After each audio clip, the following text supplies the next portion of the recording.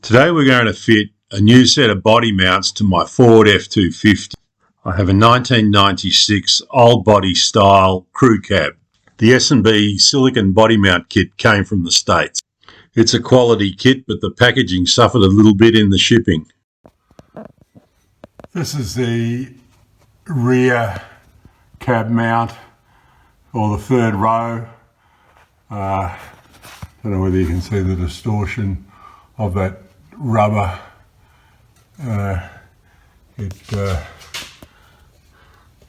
The thread, I'll move this slide a little bit. You got to get the puller up on that, in that hole there to get to that, to pull that rubber apart. The other side here at the rear is more difficult to get to. I'll stand back. I've removed that protection cover for the fuel tank, which had 4 legs on it, and it also had, fuel tank also had that plastic cover over this end of it, protecting it. The bracket where the mount is, you can see the mount up the top there, and we've got to get up to that. And so the fuel tank has been released.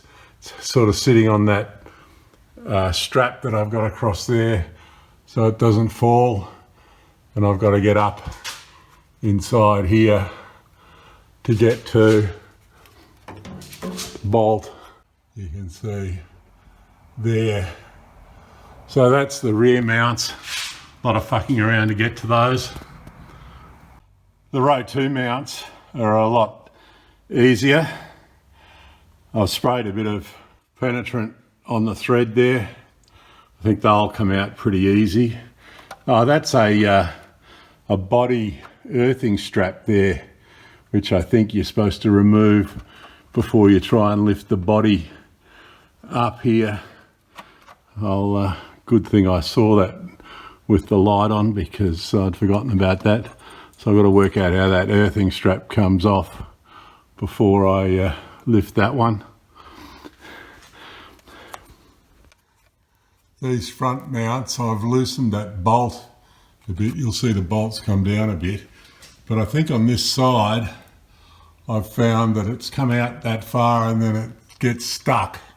So I've got to get to the top of it and see whether the thread's clogged up, maybe apply a bit of rust removal kit to get to that.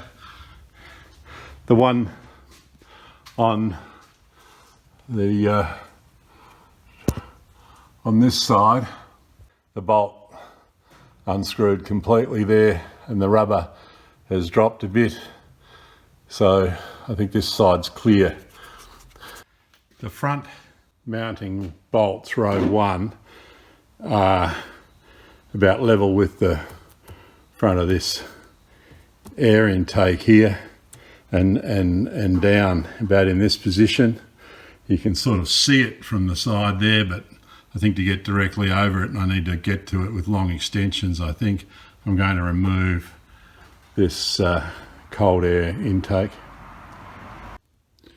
So it's down the bottom there. There's the bolt. You can just see it next to that crinkle cut conduit, and so I've got to get down to that with extensions to hold it, I think, while I try and buzz the bottom off. First of all, I'm going to try and spray down some knocker loose type rust removal type stuff to help get that bolt undone. This is an Australian truck, so it's right hand drive. So this is the passenger seat, second row under the carpet. That's the grommet that covers the bolt. I'll try and pull it out. push it in.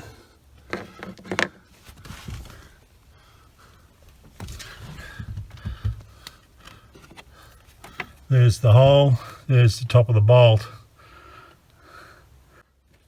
I eventually got these front bolts out. 15mm head on those bolts and an 18mm nut on the top. You can see the corrosion in this section of the bolt on that one. Not so bad on this one, but there was actually, this one took a fair bit of loosening. I used my knocker loose type stuff on here, had to sort of spray it down from about a foot away, but got it sort of soaked and let it soak overnight. And then this one was still fighting me. I had to run it back. It was moving half an inch. I was having to run it backwards and forwards with the impact wrench to get it to come away. To get the nut off itself, because this one loosened to the extent where the nut was the only thing holding it on the inside.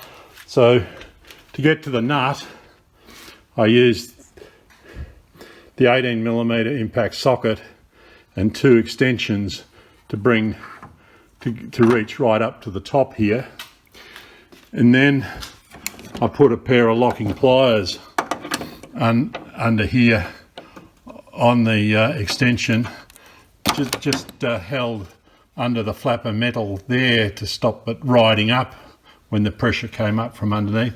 And then I continued to wind out with the impact drill, the impact driver from underneath, and that was enough. This was wanting to turn in this direction when I was unwinding, and having it just hooked under there was enough to stop it riding up, and it was coming around here and probably hitting on the negative terminal of the battery there, but that's okay, it wasn't on the positive terminal of the battery.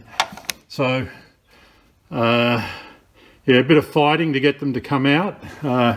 Not something you do in 5 minutes. I was up and down on the hoist to it's down at the moment so that I could work on the top.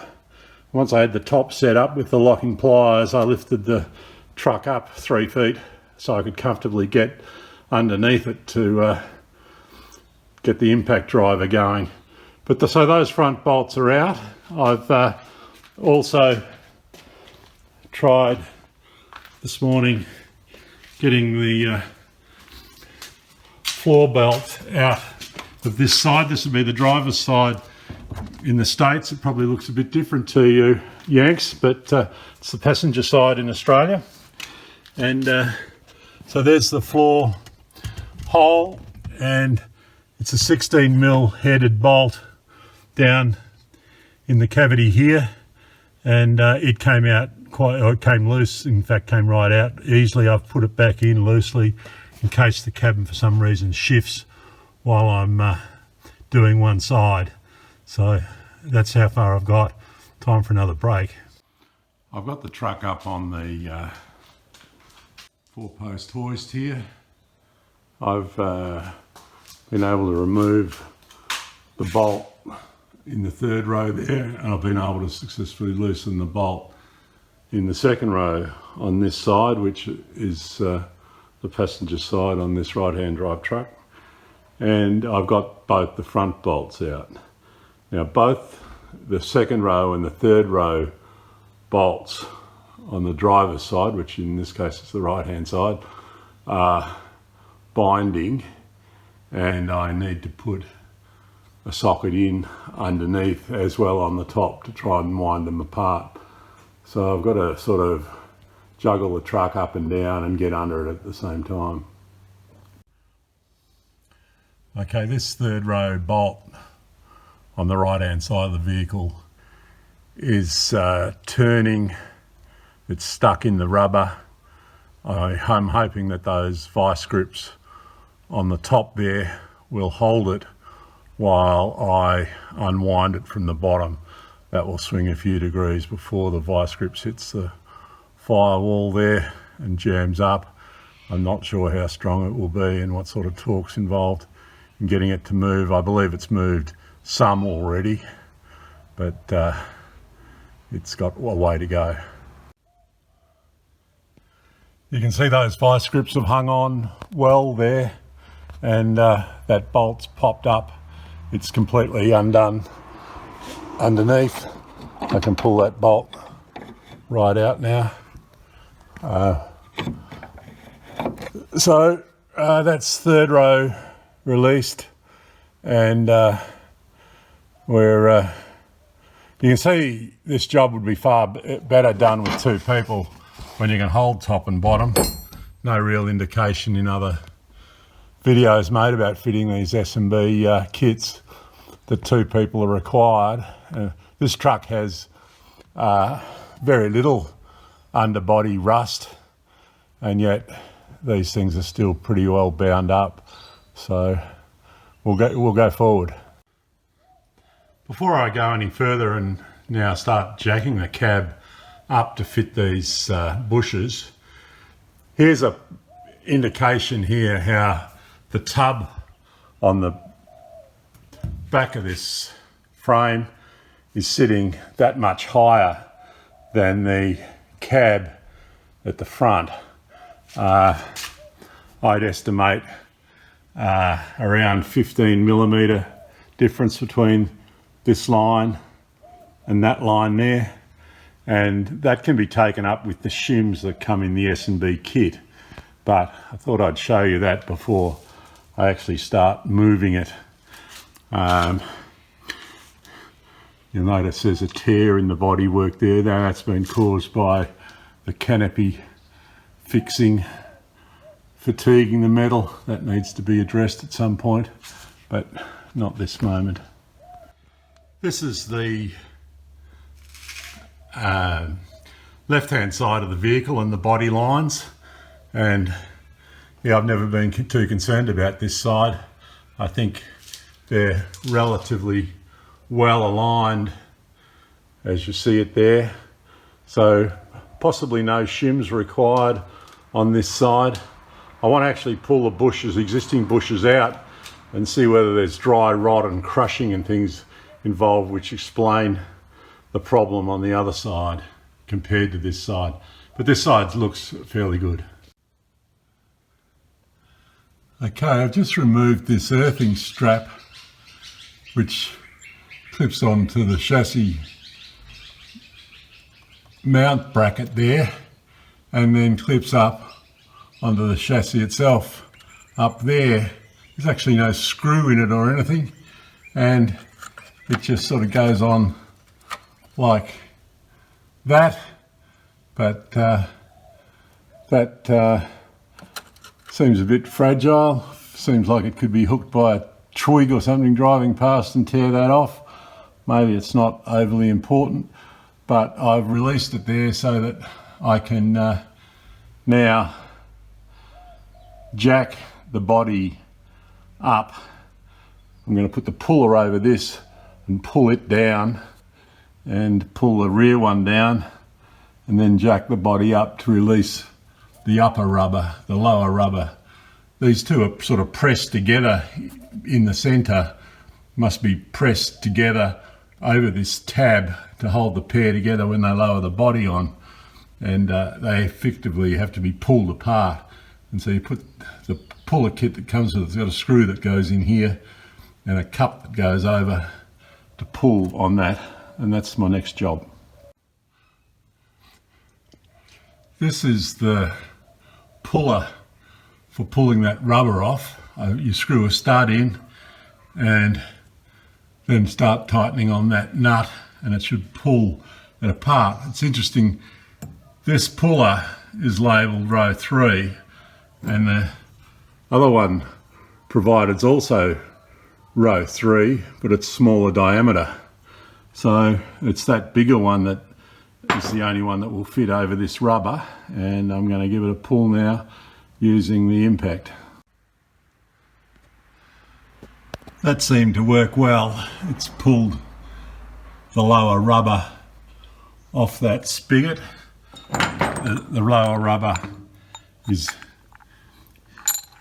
up inside there, and it will come out if I just release this.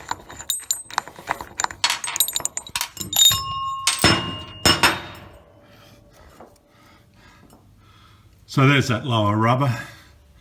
It's not overly damaged. You can see the metal inner there, which I think is pressed up inside that metal outer, and that's what has to be pulled apart.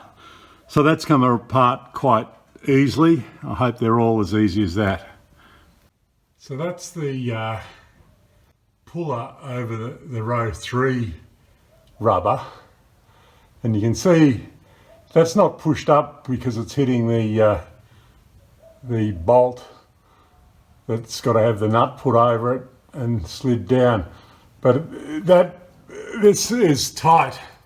It looks like it needs to move forward so that that bolt hole lines up, and it can't come forward anymore. It can go back. It's as if the bolt is too far forward in that recess, and I need to do something about that. I've got a screwdriver here. I'm going to try and lever on the bolt a little bit so that it will actually poke through that puller hole, and so the puller can go up further and the nut can go on. So I was able to get that bolt to line up and push the puller up higher, and now it's a matter of tightening that nut, and hopefully it pulls the lower rubber away. So that smaller puller worked. It's pulled that lower rubber away, the actual piece pulled out of it. You can see that's hollowed out a bit inside there, and there's quite a bit of rubber material fallen out in the process, and it's left the upper part in place there. The body needs to be lifted. It's got to be lifted at least an inch to be able to lift that upper rubber out the top. I've used this tiny little trolley jack on the platform there to jack the bodywork just near the row 2 mount, and I've opened up the gap there above that mount to the floor, probably about 70 millimeters, which was enough to get the top rubber out. Top rubber looked like that.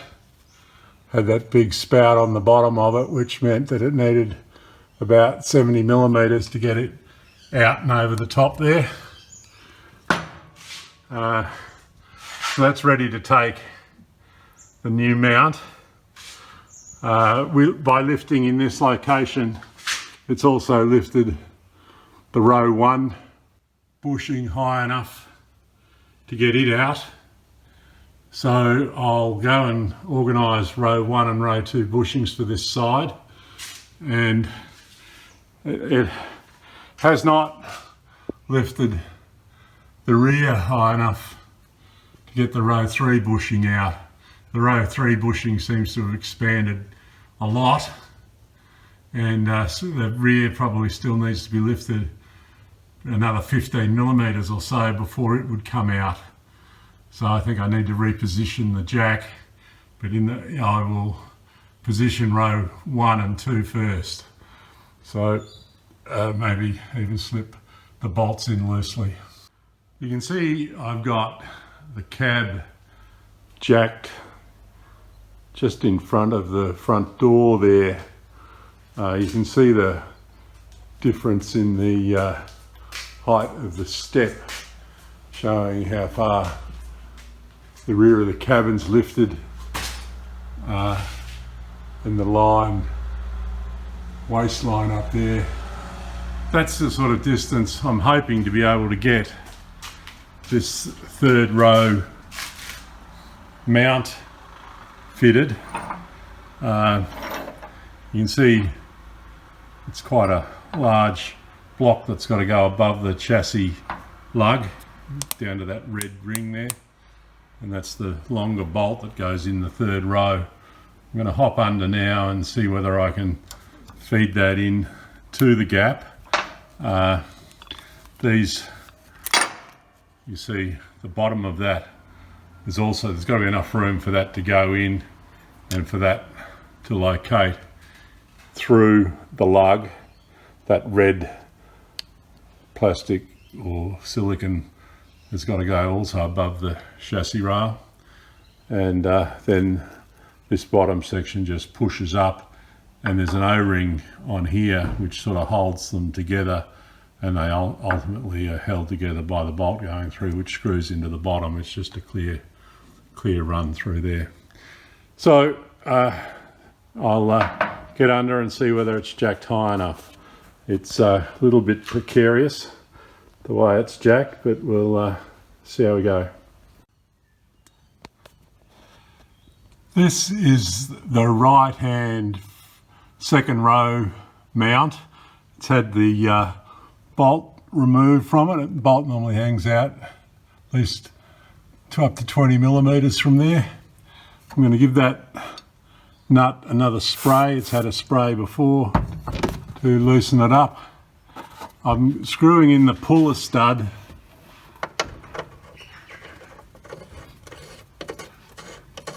which I believe is 7/16, where all the new hardware is metric. So that's gone in far enough. And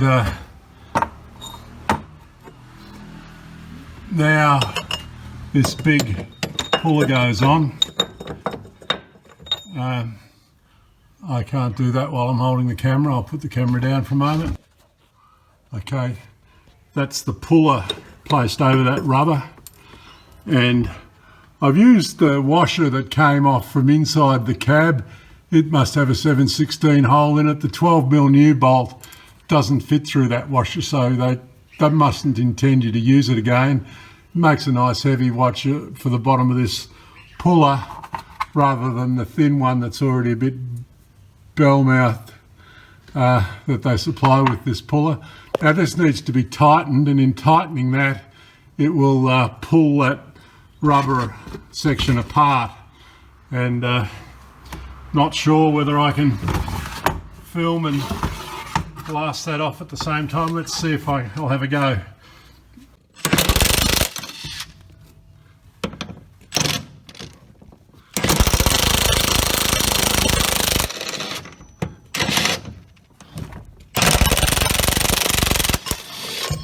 Okay, so yeah, struggle with basically one hand and a camera.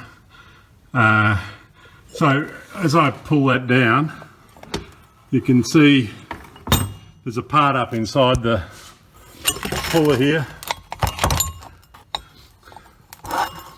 and that's the lower rubber, which should just come away now. This is the section that pushes up inside this other metal section. Sorry for my shuffle of parts here, but yeah. So it's this part with the rubber on it that has just been pulled out of there, which is a press fit in there, and that's why they supply the puller to pull that apart. Now there's only the top rubber left there, and so there's a top rubber left here, there's a top rubber left on the third row, and there's a top rubber still on the first row on this right hand side of the vehicle. I'm now going to jack this right hand side of the vehicle and probably work on the rear one first. This is the kit for a second row. You can see that they come apart like that. This paper shows where the frame needs to go. That red washer goes above the frame, and that plastic washer goes on top of this top bush, and that top bush goes up above this bracket and up against the floor there. So I'm going to just set that in place. You'll see the hole in that bracket is a nice fit in the bottom of this bush, so that doesn't want to move around. And you can see there's still good clearance between the floor and that bush at the moment. The bottom bush with its O-ring on top there just pushes up into there, but in this case it looks like it's going to sit there, and then the new bolt comes down through the top. I am not going to try and fit that bolt until I've got the rear bush in place, and that one's sitting there at the moment. I think the last one I didn't want to sit there, and I had to sort of prop up that bottom bush, but it's sitting there on its own steam at the moment. So I'll leave it like that and go and see if I can fit the rear bush in. Well, we're just about all done on this project.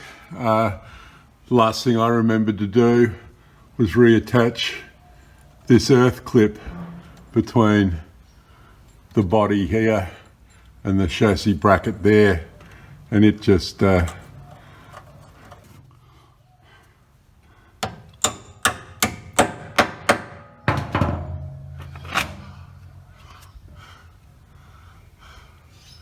I think I like the look of that a bit better.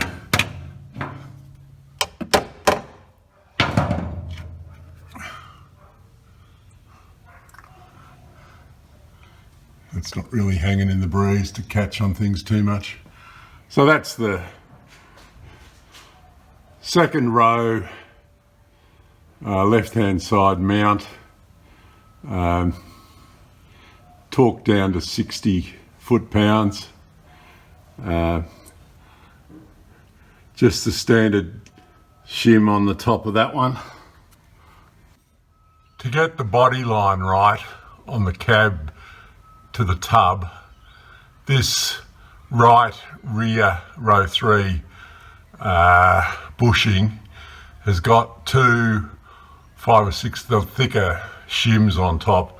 They're 5 or 6 millimeters, which jacks that corner up, similar to the left hand side, which doesn't have any shim at all. So I can't show you the left hand side particularly well because the fuel tank's now back in place with its shield, its plastic end cover, and there it is up over the top of the fuel tank. It's a bugger to get to, and more should be made of the trouble you have in getting to those to fit them. But look, with a bit of a hand putting things back together, it all came back together pretty quickly. That's the right hand second row all done. Front mounts are done and torqued up. So pretty happy with the result. I reckon it would take two blokes who knew what they were doing a whole day to do that, so get out to your shed and have some fun.